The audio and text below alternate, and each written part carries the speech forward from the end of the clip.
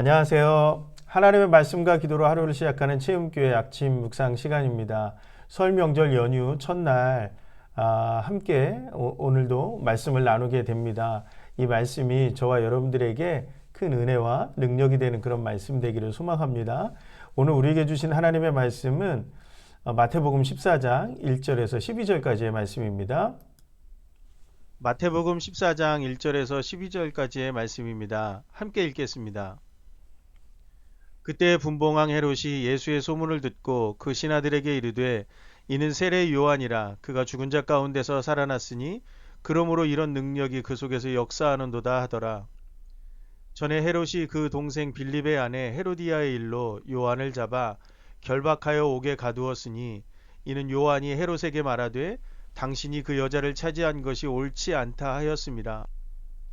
헤롯이 요한을 죽이려 하되 무리가 그를 선지자로 여김으로 그들을 두려워하더니 마침 헤롯의 생일이 되어 헤로디아의 딸이 연석 가운데서 춤을 추어 헤롯을 기쁘게 하니 헤롯이 맹세로 그에게 무엇이든지 달라는 대로 주겠다고 약속하거늘 그가 제 어머니의 시킴을 듣고 이르되 세례 요한의 머리를 소반에 얹어 여기서 내게 주소서 하니 왕이 근심하나 자기가 맹세한 것과 그 함께 앉은 사람들 때문에 주라 명하고 사람을 보내어 옥에서 요한의 목을 베어 그 머리를 소반에 얹어서 그 소녀에게 주니 그가 자기 어머니에게로 가져가니라.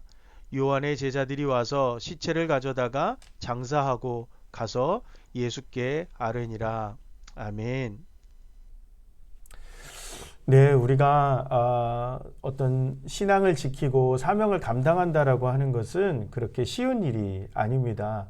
그래서 그 일을 감당하는 것을 어떤 성공이라든가 어떤 우리가 잘 되는 것으로만 초점을 맞추게 되면 우리 신앙 앞에 우리가 옳은 일을 해야 하고 사명을 감당할 때 다가오는 수많은 어려움들을 오히려 외면하게 되고 오히려 간과하게 되는 그런 일들을 보게 됩니다. 그것은 우리가 하나님이 우리에게 원하시는 일도 아니고 하나님이 우리에게 맡기신 그 사명을 감당하는 일도 아니라는 것이죠. 여러분, 오늘 우리에게 주시는 하나님의 일들, 그 사명이 무엇일까? 오늘 세례 요한의 말씀을 통해서 우리가 좀 함께 나눌 수 있었으면 좋겠습니다. 예전에 제가 목회자가 되겠다고 마음먹었던 결정적인 동기가 됐던 것은 주기철 목사님의 이야기를 읽고 자신의 사명과 신앙을 꺾지 않고 묵묵히 신사참배를 거부하면서 형장의 이슬로 감옥에서 순교해 나가는 그런 목사님의 모습에 감동이 있었거든요.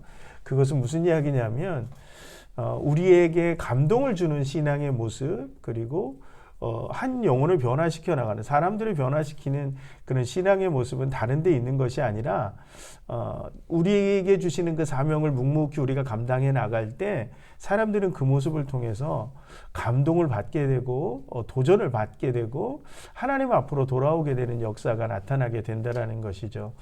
오늘 사람들이 세례 요한의 이야기를 예수님께 하는 것을 볼 수가 있습니다. 특히 오늘 헤롯이 예수의 소문을 듣고 묻죠.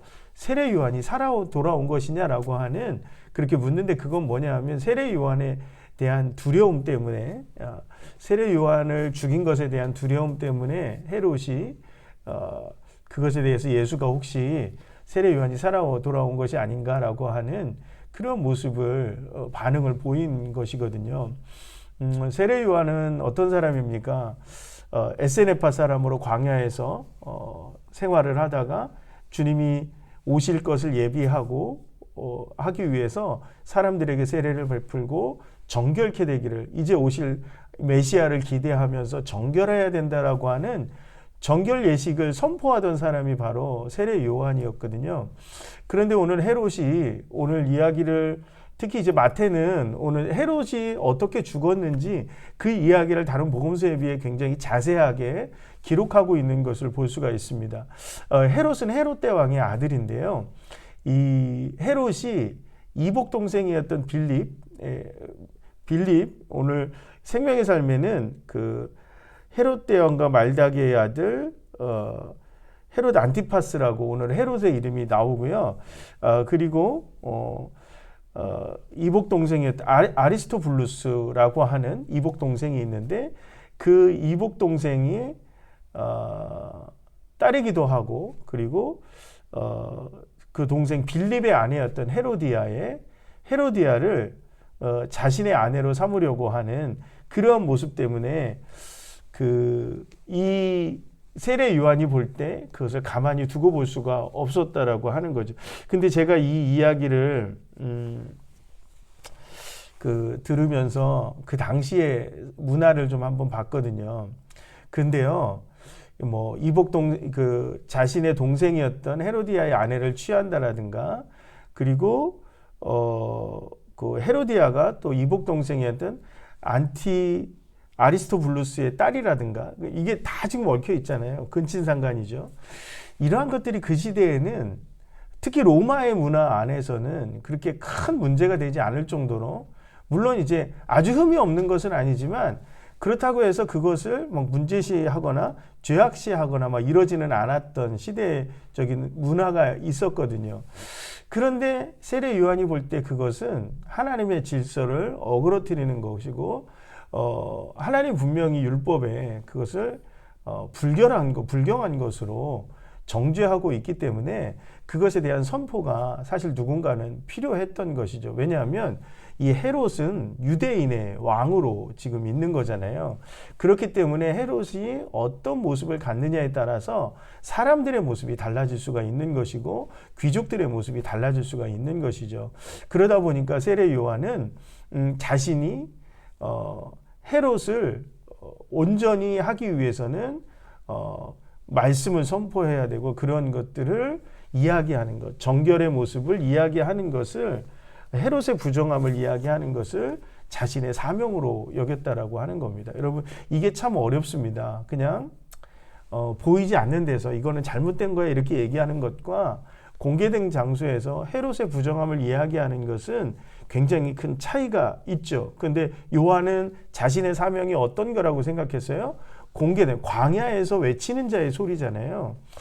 이사야서의 말씀처럼 그렇기 때문에 공개된 자리에서 하나님의 정의와 하나님의 순결함을 선포해 나가야 하는 그 사명이 요한에게 있는 거죠. 나의 유불리를 떠나서 그것을 판단하는 사람이 아니라 하나님께서 나에게 맡기셨기 때문에 이것이 옳다고 하면 그것을 행하는 사람이 바로 세례 요한이었다라고 하는 겁니다. 그런데 세상은 어떻죠? 그런 요한의 소리를 듣기 싫어하죠. 특히 헤로디아의 딸이 그 헤롯을 기쁘게 하기 위해서 그 세례 요한을 목을 요구하는 그 장면은 여러 가지를 좀 생각하게 하고 오늘날 많은 사람들이 내 신앙이 이익이 되지 않는다고 생각할 때 그것을 감추어 버리거나 내가 조금 신앙에 있어서 내가 순결하지 못하다고 생각했을 때 그것을 외면하고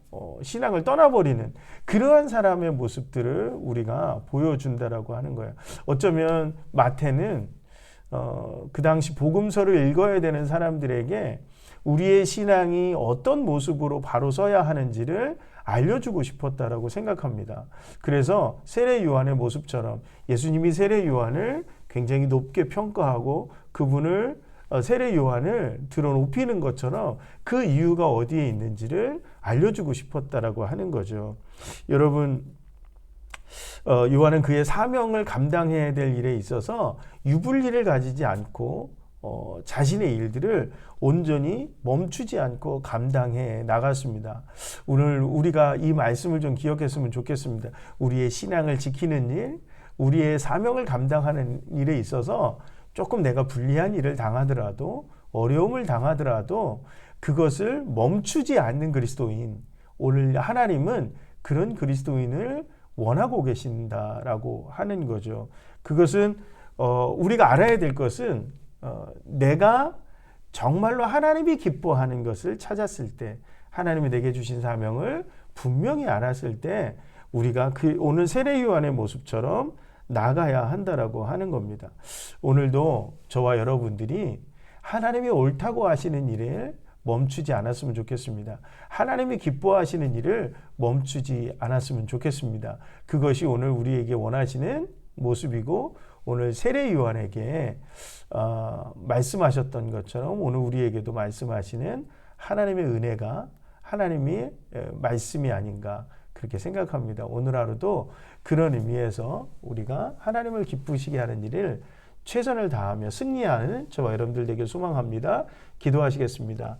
은혜가 풍성하시고 자비하신 하나님, 오늘도 우리에게 귀한 은혜 주셔서 하나님의 말씀을 듣습니다. 오늘 세례 요한이 자신의 죽음을 무릅쓰고서라도 하나님의 말씀을, 주님의 사명을 온전히 감당하는 모습을 다시 한번 말씀을 통해서 발견합니다. 하나님, 오늘도 우리가 하나님이 기뻐하는 일, 하나님 내게 주신 사명, 하나님을 향한 나의 신앙을 온전히 지키는 데 있어 하나님 게으르지 않게 하시고 나의 유불리가 아니라 하나님이 기뻐하는 일을 향해 나아갈 수 있는, 멈추지 않고 지켜나갈 수 있는 하나님의 사람이 될 수 있도록 우리를 인도하시고 하나님 함께하여 주시옵소서. 온전히 오늘 하루도 주님 영광 받으시길 간절히 소망하며 예수님의 이름으로 기도하옵나이다. 아멘. 자, 이제 기도의 자리로 나가실 텐데 하나님, 내가 오늘 하루 하나님이 기뻐하는 일을 멈추지 않게 해달라고 그렇게 기도해 주셨으면 좋겠습니다. 그리고 체험교회가 3월 7일에 첫 번째 부흥회를 열게 됩니다. 이 부흥회 가운데 하나님의 은혜가 우리 성도들 한 사람 한 사람에게, 또 그날 많은 주변의 형제 자매들이 함께해서 이학선 목사님 말씀을 통해서 하나님 들려주시는 은혜를 누릴 수 있도록 우리 부흥회를 위해서 기도해 주시고 2월 21일부터 시작되는 밤이 뜨는 별 기도회가 있습니다. 위에서 기도해 주시고 특별히 우리 22일에 우리 여찬수 입사님 그리고 태준이가 함께하는 팀프레이포가 찬양을 인도하는데 그 인도함 가운데 하나님 함께 해달라고 여러분들 꼭 기도해 주셨으면 좋겠습니다. 이제 각자 기도의 자리로 나가시겠습니다.